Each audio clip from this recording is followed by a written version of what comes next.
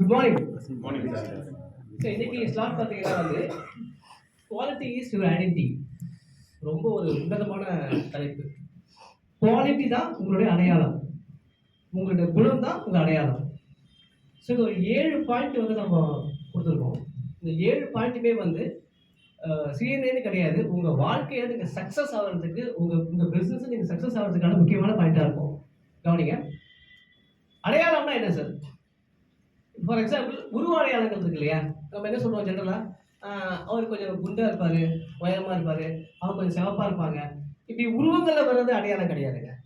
அடையாளம் எப்படி இருக்கணும்னா, அவரா ஷார்ப்பாக பங்க்சுவாலிட்டியாக இருப்பார், நல்லா பழகுவார், நல்லா பேசுவார், நல்லா தயார குணம் அவருக்கு, கான்ஃபிடண்ட்டாக போராடுவார். இது என்னங்க குமார், ராகுல், விஸ்வநாத் மாதிரி பேரா? இல்லை, சமுதாய பேர், குணத்தின் பெயர். குணத்தின் பெயரால் நாம் அடையாளம் காணப்பட வேண்டும். முக்கியமான விஷயம் அது இல்லையா? ஒரு நல்லா பேசுவாருங்க, செம்மையா ஹெல்ப் பண்ணுவாருங்க, சொல்றோமா இல்லையா? அப்போ குவாலிட்டி ஆஃப் ஐடென்டிட்டி சிஎன்ஏ ரொம்ப முக்கியமான டாபிக். அப்போ உருவத்தை அடையாளம் கிடையாதுங்க, குணம் தான் அடையாளம். ரெண்டாவது முக்கியமான விஷயம் வந்து தனி மனித ஒழுக்கம். சார் ஒருத்தர் ரொம்ப திறமையா இருப்பாங்க சார், ரொம்ப டேலண்டா இருப்பாங்க. சங்கர் ஐஏஎஸ் அகாடமி வந்து ரொம்ப ஃபேமஸ் அண்ணா நகர்ல, கேள்விப்பட்டிருப்பீங்க, ரொம்ப ரொம்ப கேள்விப்பட்டிருப்பீங்க. ஆனா ஒரு சின்ன ஒரு மனஸ்தாபத்தில் அவர் பார்த்தீங்கன்னா இறந்துட்டார் சூசைட்ல. அப்போ ஐஏஎஸ்ல தன்னம்பிக்கை அவ்வளோ பேருக்கு கொடுத்த மனுஷன். தனி மனித ஒழுக்கங்கள்ல நிறைய விஷயங்கள் இருக்கு. சமூக கெட்ட பழக்கங்கள், கெட்ட விஷயங்கள் எதுவுமே வந்து நம்மளை பாதிக்காம உங்களை நீங்க பியூரா வச்சுட்டா மட்டுமே தான் உங்க வண்டி முன்னாடி போகும். திறமை, அறிவு எக்கச்சக்கமா இருந்தாலும் சரி, அது கவிதரசு கண்ணதாசனா இருந்தாலும் சரி, தனி மனித ஒழுக்கத்தை நீங்க கடைபிடிக்கலன்னா உங்க வண்டி மேலே போகாது. ரெண்டாவது பாயிண்ட், ஒரு பாயிண்ட்டும் ரத்தினமான பாயிண்ட், தயவு செய்து நீங்க மைண்ட் வச்சுக்கோங்க. Third point, ethics. ஒருத்தருக்கும் எல்லாரும் வேற வேற வியாபாரம் பண்றோம் சார், எல்லாருக்குமே நல்லா தெரியும் உங்க ஒரு பிசினஸ்ல ஒரு எத்திக்ஸ் இருக்கும்.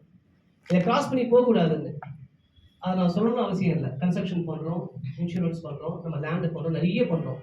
ஃபார் எக்ஸாம்பிள் சொன்னா, இந்த டிஎம்பி லேண்ட் இந்த ரோட் கடனை கொடுக்க கூடாதுதான் தெரியும், நம்ம கொடுக்க மாட்டோம். நமக்குள்ள எத்திக்ஸ் இருக்கும் இல்லையா? இந்த ப்ராடக்ட் கொடுத்தா நமக்கு வந்து ப்ராஃபிட் அடி வாங்கும், இந்த பிளேட் போட்டால் இந்த போர்டு போட்டு அடி வாங்குவோம். அந்த எத்திக்ஸை நம்ம மீற மாட்டோம், ப்ராப்பராக தான் பண்ணுவோம். எங்கே சொன்னீங்கன்னு வச்சோங்களேன், ஃபார் எக்ஸாம்பிள் மீன் ஜூஸ் இந்த மாதம் பார்க்காமலாம் லேண்ட் சேல் பண்ணால் ப்ராஃபிட் நிறைய வரும், ஆனால் கஸ்டமர்ஸ்க்கு எதுவுமே வராது, க்ரோத் ஆகாது, அது செய்ய மாட்டோம். லாபம் வருதுன்னு சொல்லி எத்திக்ஸை நம்ம மீறணும்னா நம்ம பிஸ்னஸ் தொடர்ந்து ரொம்ப நாள் இருக்காது. 4வது பாயிண்ட், அடுத்தவங்க தப்பு செய்கிறாங்க நம்ம செய்யக்கூடாது. யாருக்காகவுமே ஒரு நல்ல குணத்தை மாற்றிக்கூடாது. எல்லாரும் லேட்டாக வராங்க, நான் மட்டும் சீக்கிரம் என்ன பண்ண போறேன்? எல்லாம் லேட்டாக பே பண்றாங்க, நான் மட்டும் உடனே பே பண்ணி என்ன பண்ண போறேன்? இது விஷயமா நிறைய சந்தேகங்கள் கூட லைஃப்ல நான் ஃபேஸ் பண்ணியிருக்கேன். யாருக்காகவும் ப்ளஸ் பாயிண்ட் மாத்திக்காதீங்க. உலகமே தப்பா இருக்கட்டும், நீங்க சரியாவே இருங்க. நம்ம நிறைய முறைகளை பேசிப்போம், நீ மட்டும் ஏன் அப்படி இருக்க, இந்த உலகத்துல நீ நல்ல வந்து புண்ணியம் இல்லை, அவங்க கிட்டே சேர்க்காதீங்க. யார் எப்படி இருந்தாலும் நீங்கள் கரெக்டா இருந்து நீங்க நல்லதா இருங்க. இந்த பாயிண்ட்டை வந்து நம்ம கரெக்டாக தான் இருப்போம், ஆனால் அடுத்தவங்க இன்ஃப்ளூயன்ஸ் பண்ணாலும் மாறாதீங்க. இது வாழ்க்கையை ஜெயிக்கிறதுக்கான முக்கியமான பாயிண்ட் இது. 5வது வந்து பழகும் விதம், அப்ரோச். எளிமையா இருக்கு. மிகப்பெரிய கம்பெனி ஓனர்ஸ் பார்த்துருக்கேன், பெரிய செட்டில் ஆனவங்க பார்த்துருக்கேன், டவுன் டு எர்த் இருப்பாங்க. அவங்க வந்து கீழே வந்து வாசல்ல நிற்பாங்க, எளிமையா பழகுவாங்க. அவங்களும் ஐயோ அப்ரோச் பண்ணவே முடியாது, அந்த பேர் எடுத்து என்ன பண்ண போறோம்? எதுக்கு அந்த கெத்து? அதெல்லாம் வேண்டாம். எளிமையா இருங்க, அழகான திட்டலா இருங்க, கதவை திறந்தவனே உள்ள ஒரு காற்றா இருக்கு. அவரு ஈஸியா பழக முடியும், உங்கள்கிட்ட வந்து ஈஸியா பழக முடியும், சொல்ல முடியும்ன்றதான் உங்கள்கிட்ட ஆர்டர்ஸ் வரும். உங்களை நோக்கி மக்கள் வருவாங்க. உங்களை நோக்கி மக்கள் வரணுமா வேண்டாமா? எளிமையா இருங்க, ஈஸியா இருங்க. எல்லோரையும் சமமாக மதித்தல்.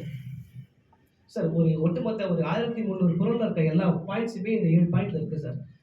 ஒருத்தங்க வசதியா இருக்கலாம், திறமையா இருக்கலாம், சாதாரணமா இருக்கலாம், ஆனா நமக்கு விஷயங்கள் நடக்குது, நம்ம நிறைய பெனிஃபிட்ஸ் கொடுக்குறாங்க, அதெல்லாம் விஷயம் எல்லாமே ஈக்குவலா ட்ரீட் பண்ணுங்க. கஷ்டமா இருக்கிறதா அவங்க அதிகமா ட்ரீட் பண்ணுங்க. இந்த எல்லோரையும் சமமாக மதித்தல், இந்த சமநிலை உடைத்தல், இந்த சமநிலை இல்லாதது அந்த உலகத்துக்கு மிகப்பெரிய புரட்சிகளுக்கும் போராட்டங்களுக்குமான காரணம். சமநிலை ரொம்ப முக்கியம். அவர் எல்லாத்தையும் நல்லா பழகுவாரு சொல்றோமா இல்லையா? அந்த அவரா நம்ம இருக்கலாம் இல்லையா? ஸோ அடுத்த லாஸ்ட் பாயிண்ட் வந்து பொறுமையோடு காத்திருத்தல். சார் எல்லா நல்ல குணமும் சொல்லியாச்சு, கடைசி குணம் முக்கியமான குணம் சார். உங்களுக்கான நேரம் எப்போ வருது நமக்கு தெரியாது சார். பேஷன்ஸோடு காத்திருக்கணும். திறமை எடுத்திருப்போம், முயற்சி எடுத்திருப்போம், இன்வெஸ்ட் பண்ணியிருப்போம், ஒர்க் பண்ணியிருப்போம், ஹார்ட் ஒர்க் பண்ணியிருப்போம். இந்த காத்திருத்தல் இல்லாம கடைசியா பானையை உடைச்சிட்டு போயிடுவாங்க. எல்லா வியாபாரத்திலையும் குடும்பத்திலையும் சரி சார், பொது வாழ்க்கையிலும் சரி, பொறுமை ரொம்ப ரொம்ப ரொம்ப முக்கியம். ஃபார் எக்ஸாம்பிள் நான் சீனியரில் ஜாயின் பண்ணும்போது என் ஃப்ரெண்ட்ஸ்லாம் வேறு சாப்டர் இருக்காங்க. சொன்ன ஒரே விஷயம், யூ ஆர் ரியல் எஸ்டேட். நீங்கள்லாம் உள்ள வந்து என்ன பண்ண போறீங்க? ரொம்ப டஃப் ஆச்சு, இதெல்லாம் கஷ்டம். இது 2 மாசம் மேலே இருக்க மாட்டீங்க. நான் அதெல்லாம் இங்கே பேசுறது கிடையாது. நான் பாசிட்டிவ் மட்டும் தான் பேசுவேன், நெகட்டிவ் பேச மாட்டேன் எப்போவுமே. நான் சொன்னதே கிடையாது. பொறுமையோட காத்திருந்தேன். அது ரிசல்ட் இன்னைக்கு நான் 90 லட்சம் ரூபாய்க்கு நான் ஒரு தேங்க்ஸ் சொல்லியிருக்கேன் மொத்தமாக இது வரைக்கும். Thank you sir.